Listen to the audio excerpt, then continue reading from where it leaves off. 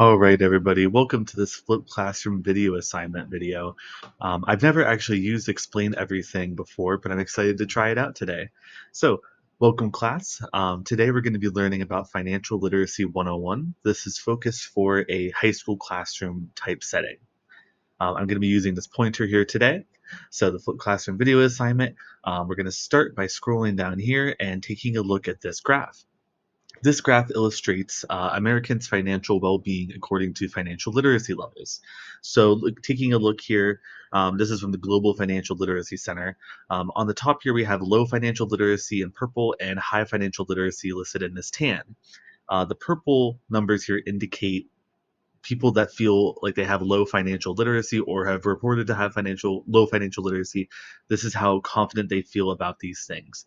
So it's really important and crucial in a way to be able to understand how to take care of your finances, especially as we transition from high school to adulthood and into the real world, so to speak. Being able to have proper financial literacy and being able to navigate some of these issues is really, really important. The first tip that I have is to work to determine a monthly income. So we'll write this as monthly income. Wow, that rating is something else.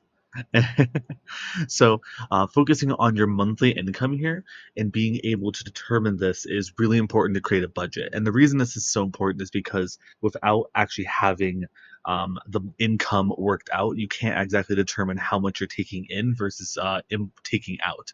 And so this helps you kind of align that. The second tip that I have here is to set clear financial goals and to be specific with it, but also to have them be realistic, right?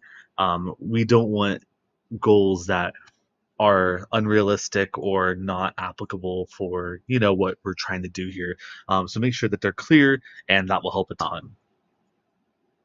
So what this does is that this allows you to calculate a surplus or a deficit. So what this means essentially is that if you are outputting more than you're taking in, you're going to be having a deficit. But if you're taking in more than you are outputting, you're going to have a surplus.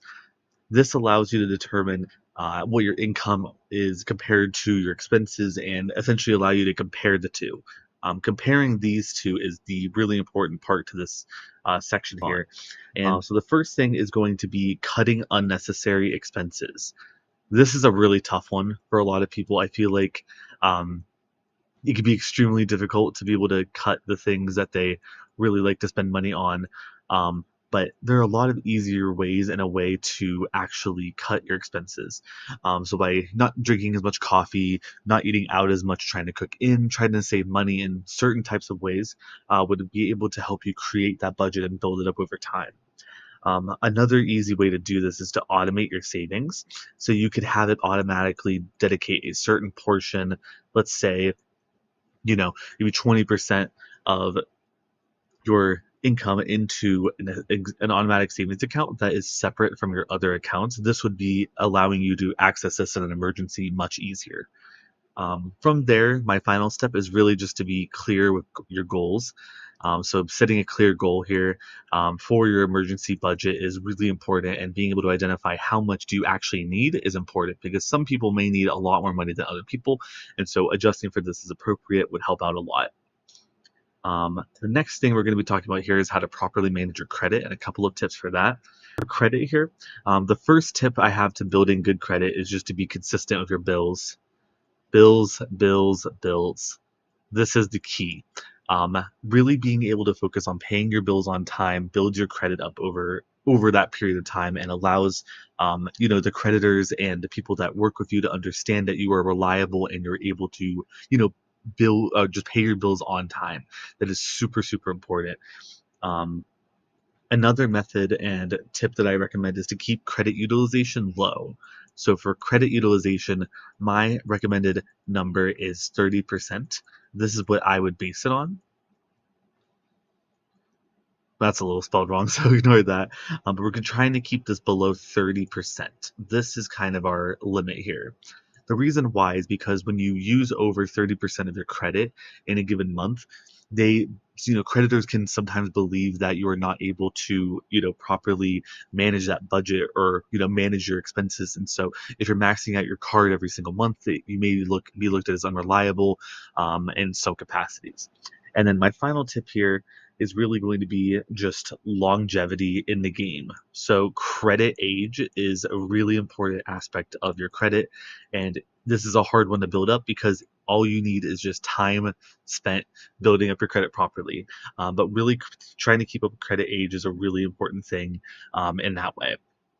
We're going to end this off here by talking about the final topic, which is bills and how to pay them. So the first tip that I have here is to track the due date on every single bill. So this is really important because every single bill has a different type of due date for when you're expected to be paying or what type of leniency is available. So having these due dates tracked and on some type of calendar or some type of reminder system is incredibly helpful for learning how to actually pay these successfully and on time. Another tip that I have is to automate the payments. I feel like this is a really, really useful one and allows it so, as long as you have that amount of money in there, you'll never actually forget paying it. So, especially for the really important ones like rent, utility, electric, things along those lines, you may want to consider automating them directly. Finally, the third and final tip that I have here, I to write this properly, is to align the due dates with your pay schedule. So you're going to be trying to, if you get paid at the middle and the end of the month, hopefully you'll be paying your bills at the middle and the end of the month or something along those lines. So trying to line up the pay schedule with your bill dates is really, really important in terms of lining that up, and would make life a lot potentially easier. Okay, awesome. Well, thank you all for watching. I really appreciate your time. If you have any questions, please let me know, and I hope you have a great rest of your day.